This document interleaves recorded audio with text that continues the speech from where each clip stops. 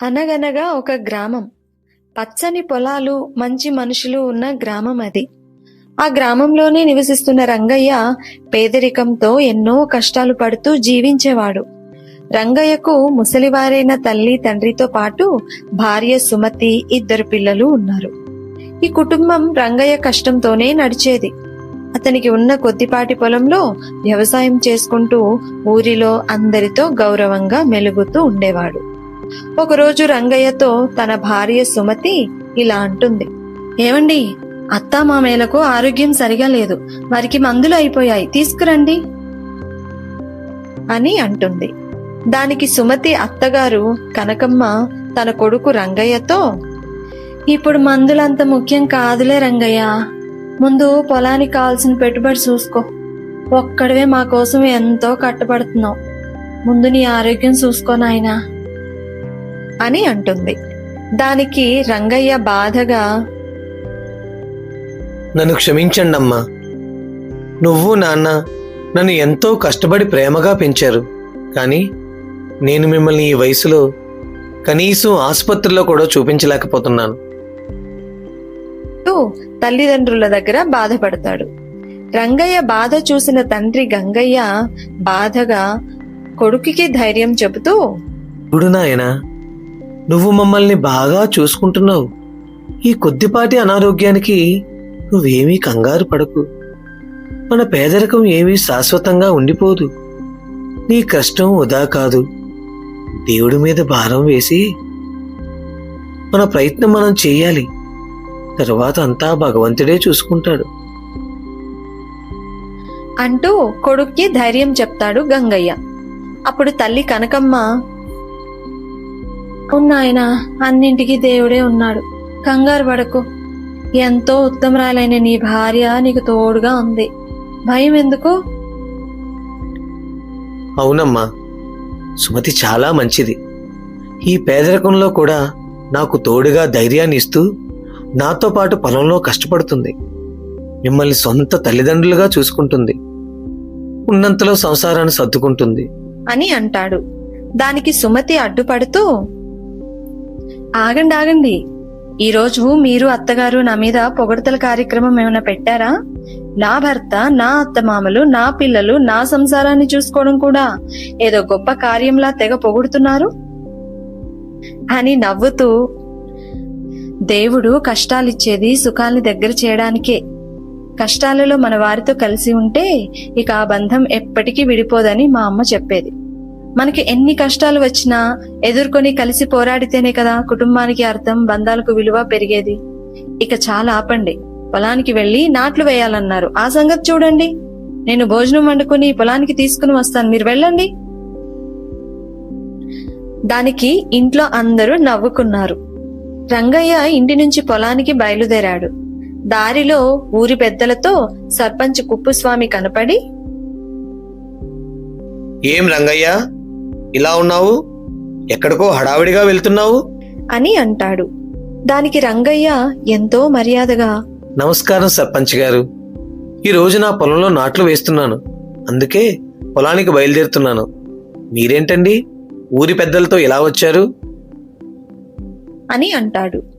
దానికి సర్పంచ్ కుప్పుస్వామి, ఏం లేదు రంగయ్య, మన ఊరి గ్రామదేవత పోలేరమ్మ తల్లి జాతరకు 4 రోజులే ఉంది, ఆ కార్యక్రమంలో ఊరి పెద్దలతో కలిసి అందరినీ ఆహ్వానిద్దామని బయలుదేరాను, మీ ఇంటికే వస్తున్నాను, ఈలోగా నువ్వే కనబడ్డావు అని అంటాడు.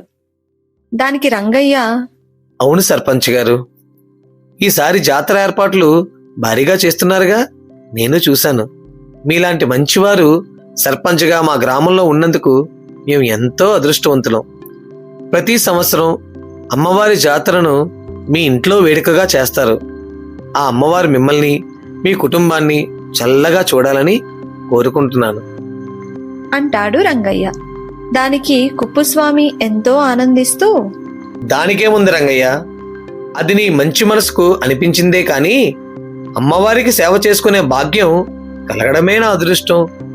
ఈ జాతర బాగా జరిగితే మన ఊరి వారందరూ సిరి సంపదలతో ఆనందంగా ఉంటారని నా ఆశ, అంతే అని అంటాడు కుప్పుస్వామి. దానికి పూజారి గురువయ్య మాట్లాడుతూ, చాలా బాగా చెప్పారండి సర్పంచ్ గారు. మీరు మంచి మనసుతో జరిపించే ఈ జాతర వల్ల అమ్మవారి అనుగ్రహం మన ఊరి వాళ్ళు ఉన్నవారందరికీ దక్కుతుంది. అన్నట్టు మర్చిపోయాను సుమి, రంగయ్య, మొన్న నీ భార్య సుమతి గుడికొచ్చినప్పుడు జాతర మొదటి రోజున ముడుపు కట్టమని, దానివల్ల నీకు నీ కుటుంబానికి మంచి జరుగుతుందని సలహా ఇచ్చాను. మీరు మొదటి రోజు ముడుపు కట్టి ఆ పోలేరమ్మ అమ్మవారిని దర్శించుకుని పూజ చేయించుకోండి, అంతా మంచిగా జరుగుతుంది అని అంటాడు.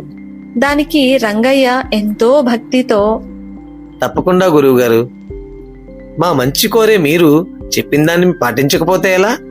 మరిక నేను పొలానికి వెళ్తాను, నాకు సెలవు ఇప్పించండి అని పొలానికి వెళ్లిపోయాడు. పొలంలో నాట్లు వేస్తూ ఉండగా సుమతి భోజనం తీసుకుని పొలానికి వచ్చింది. ఏవండి, భోజనం తెచ్చాను, వచ్చి భోజనం చేయండి అని అంటుంది సుమతి. దానికి రంగయ్య, అక్కడ పెట్టు సుమతి, ఈ కాస్త పని అయిపోయాక వచ్చి తింటాను అని అంటాడు. దానికి సుమతి, అయ్యో ఇప్పటికే లేట్ అయింది, మీరు వచ్చి తినండి, తిన్నాక ఇద్దరం కలిసి మిగతా పని పూర్తి చేద్దాం. సరేనంటూ రంగయ్య పొలంలో నుంచి వచ్చి కాళ్ళు చేతులు కడుక్కొని భోజనం చేస్తూ, నేను కష్టపడడం మాత్రమే కాకుండా నిన్ను కూడా కష్టపెడుతున్నాను, నన్ను క్షమించు సుమతి.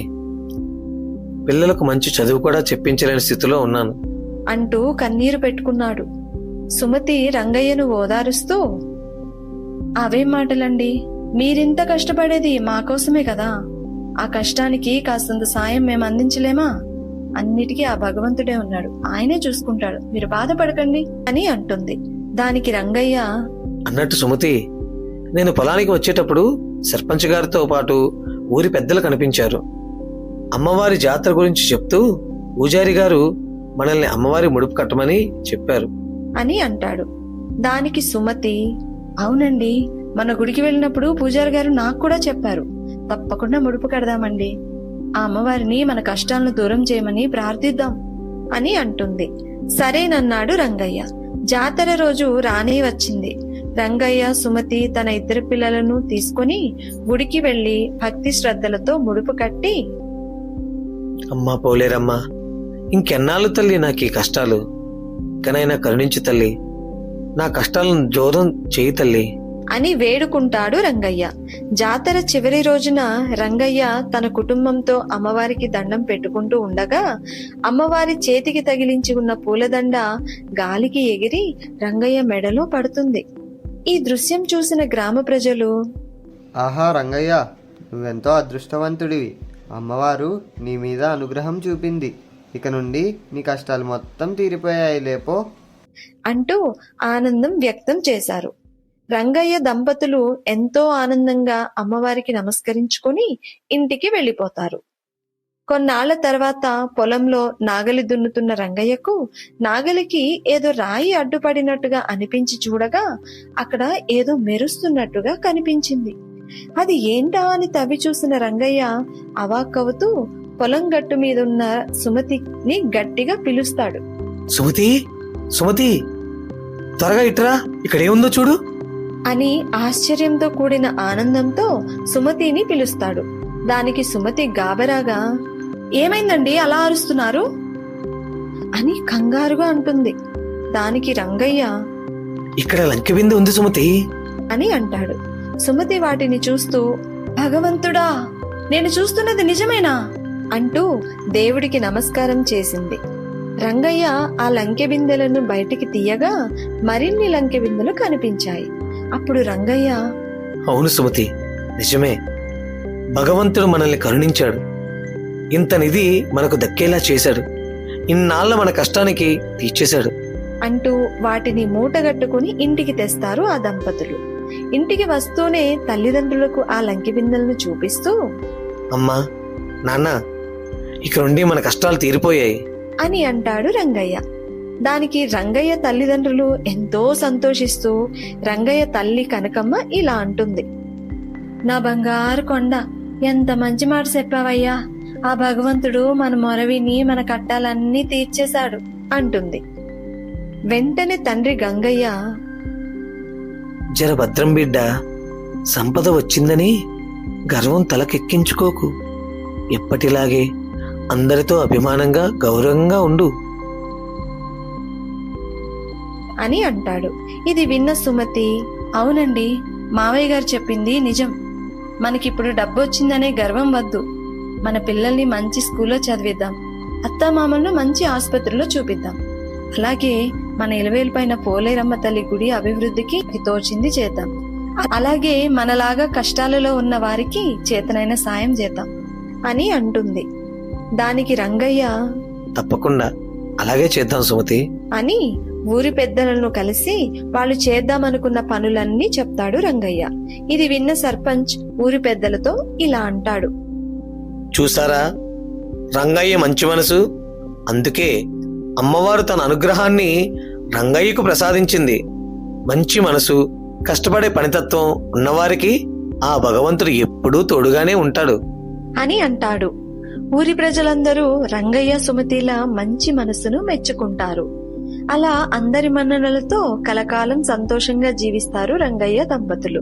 ఈ కథలో ఉన్న నీతి, నిజాయితీ, కష్టపడే మనస్తత్వం గల వారికి ఆ భగవంతుడు ఎప్పుడూ తోడుగా ఉంటాడు. ఈ కథ మీకు నచ్చినట్లయితే లైక్ చేయండి, సబ్స్క్రైబ్ చేయండి. మరి ఈనాటి పొడుపు కథ, అడవిలో పుట్టింది అడవిలో పెరిగింది, మా ఇంటికొచ్చింది మహాలక్ష్మి అయ్యింది. ఏమిటది? జవాబు తెలిస్తే కామెంట్ చేయండి. అలాగే ఈ పొడుపు కథని మీ పిల్లల్ని కూడా అడగండి, వారి మానసిక ఉల్లాసానికి ఉపయోగపడుతుంది.